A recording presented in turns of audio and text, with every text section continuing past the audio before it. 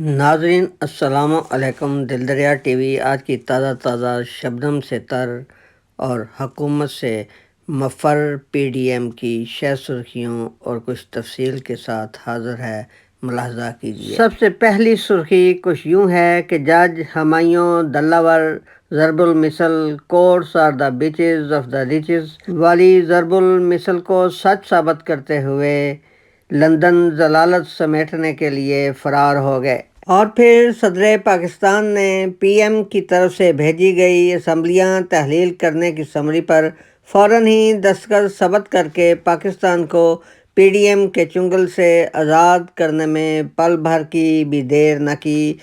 Imported حکومت جاتے جاتے الیکشن کے التوا کے لیے بہت سی ایکسپلوزیو مائنز بچھا کر رخصت ہوئی۔ امپورٹڈ حکومت نے پاکستان میں لاقانونیت اور اندھیر نگری چوبٹ راج کا قانون نافذ کرتے ہوئے پاکستانی عوام کو پیٹھ دکھا کر چلتی بنی۔ اور آخر میں حکومت کی چند ایک سیاہ کاریوں کا مختصر ذکر۔ ناظرین، گھر کا بھیدی لنکا ڈھائے والی مثل ایک بار پھر پوری ہو گئی۔ جج ہمایوں دلاور بکاؤ مال نکلا۔ مسز ہمایوں دلاور نے یہ راز اگل ڈالا۔ ان کی مسز کا کہنا ہے کہ میرے خاوند ہمایوں دلاور کو 10 ارب روپے کے عوض عمران خان کے خلاف فیصلہ لکھوانے کی پیشکش کی گئی، جو انہوں نے بخوشی قبول کر لی۔ اگر چیئرمین پی ٹی آئی کو کوئی گزند پہنچی تو یہ ہمایوں دلاور اس کا ذمہ دار ہوگا۔ خبر ہے کہ امپورٹڈ حکومت نے ہمایوں دلاور سے فیصلہ لینے کے بعد فوراً اسے ہل یونیورسٹی آف لندن پاکستانی طلباء کے ہاتھوں ضلالت سمیٹنے کے لیے روانہ کر دیا۔ اور پھر پاکستانی طالبات کرتی رہیں اس کی دھلائی اور وہ دیتا رہا دھوائی۔ پولیس نے بچ بچاؤ کے ذریعہ اس کی جان چھڑوائی۔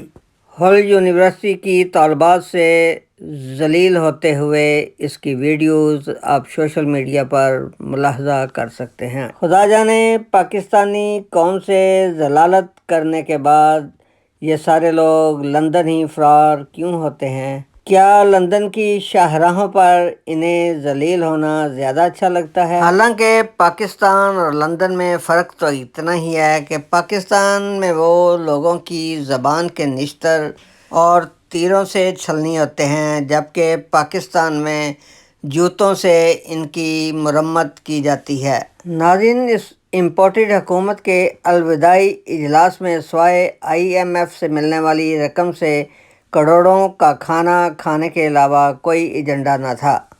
بس آئے، کھانا کھایا، ڈکار مارا اور عوام کو منہ چڑھاتے ہوئے رخصت ہو گئے۔ اب آتے ہیں الیکشن کے التوا کی بارودی سرنگوں کی طرف۔ پی ایم شہباز شریف کا کہنا ہے کہ نگران سیٹ اپ ہماری مرضی کا ہی ہوگا، مطلب جو ہم کہیں گے وہی کرے گا۔ ظاہر ہے آئی ایم ایف سے ملنے والی رقم سے ان کے منہ ڈالروں سے بھر کر ہی گئے ہیں۔ اس سے صاف ظاہر ہے کہ پاکستان میں عام انتخابات کا مستقبل قریب میں کوئی نام و نشان نظر نہیں آتا۔ ناظرین، نہ ہی امپورٹڈ حکومت نے الیکشن کمیشن کی اور نہ ہی عدالت کی مانی، بلکہ عدالت کے واضح حکم کہ 3 ماہ کے اندر اندر الیکشن کروائے جائیں۔ امپورٹڈ حکومت نے بدمعاشی کے زور پر عدالت کی حکم عدولی کرتے ہوئے الیکشن سے گریز کیا، اور ظاہر ہے جاتے جاتے نگران حکومت کو بھی یہی سبق پڑھا کر رخصت ہوئے ہوں گے۔ رانا گوڈز کمپنی آف لیلپور سر کھجاتے ہوئے کہہ رہی ہے کہ مجھے 2023 میں الیکشن ہوتے ہوئے نظر نہیں آتے، جبکہ خواجہ آصف آف سیالکوٹ کا کہنا ہے نگران سیٹ اپ ہماری مرضی کا ہے، 2024 میں الیکشن ہونے کی توقع ہے۔ قصہ مختصر، اب الیکشن کی نہ ہی سمجھو۔ ناظرین، کمال ہے، پاکستان کنگال ہے، عوام بے حال ہے، معیشت کا برا حال ہے، زراعت اور صنعت پر لگ چکا اب زنگال ہے، مگر حکومت اپنی مفاد پرستی میں بڑی فعال ہے۔ ناظرین، کل کا دن پاکستان کی تاریخ میں اہم ترین دن۔ 16 ماہ پر مشتمل پاکستان پر چھائی ہوئی دھند چھٹ گئی۔ 16 ماہ طویل خوفناک رات بالآخر کٹ گئی۔ 16 ماہ پر مشتمل تحریری و تقریری آزادی پر پابندی اٹھنے اور عوام کے منہ پر لگے تالے کھلنے کا وقت آن پہنچا ہے۔ ناظرین، بیجا سیاسی مقدمات کی بھرمار، سیاسی کارکنوں کے جیلوں میں انبار۔ ناظرین، امپورٹڈ حکومت کا سیاہ ترین ورق، صحافی ہوں یا ان کے خلاف کیسز میں گواہ، امپورٹڈ حکومت نے اپنے گلو بٹوں کے ہاتھوں یا تو انہیں قتل کروا دیا یا پھر اغوا کر کے انہیں لاپتہ ہی کر دیا، جس کی زندہ مثال مقصود چپراسی، ڈاکٹر عمران، اشرف شریف اور عمران ریاض، اور پھر چیئرمین پی ٹی آئی کے وکیل کا اغوا اور اس پر تشدد آپ کے سامنے ہے۔ ناظرین، یوں محسوس ہوتا ہے کہ ان 16 ماہ میں پاکستان تارا مسیح جلاد کے حکم کے مطابق چلتی رہی ہے، کیونکہ اس حکومت نے اپوزیشن پر جس قدر جلادی اور ظلم و ستم کا بازار گرم رکھا، سوائے ایک جلاد کے کوئی اور ایسا نہیں کر سکتا۔ آئیے ناظرین، اب دیکھتے ہیں کہ امپورٹڈ حکومت نے ان 16 ماہ میں عوامی مفادات کو پس پش ڈالتے ہوئے اپنے مفاد کی خاطر کون کون سے اقدامات کیے۔ ناظرین، سب سے پہلے تو حکومت میں آتے ہی انہیں بما فیملی بار بار بیرونی دورے پڑنے لگے۔ وطن واپسی پر ان کی صحت پہلے سے تر و تازہ نظر آنے لگی۔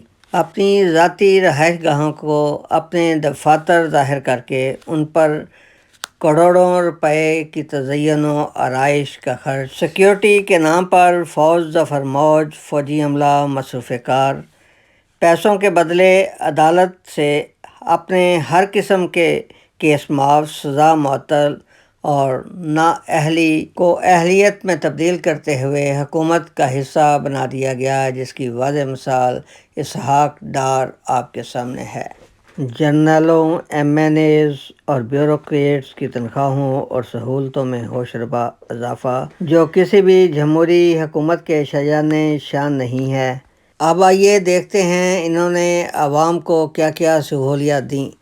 ناظرین، بار بار پیٹرول، ادویات، آٹا، چینی، دالیں، گھی اور دودھ کی قیمتوں میں مہنگائی کے بم گراتے رہے اور قیمتوں میں کئی گنا زیادہ اضافہ کرتے رہے۔